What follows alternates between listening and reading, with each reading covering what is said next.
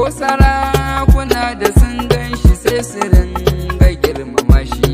Shi faɗan lami ɗan shi kuma jinin Sanusi ne shi, wanda za ya ja da sarki Jamilu zan kira shi tana.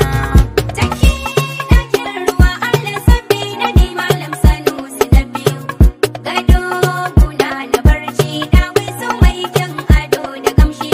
San Kano Sanusi Lamido Ubangiji ya ƙara girma.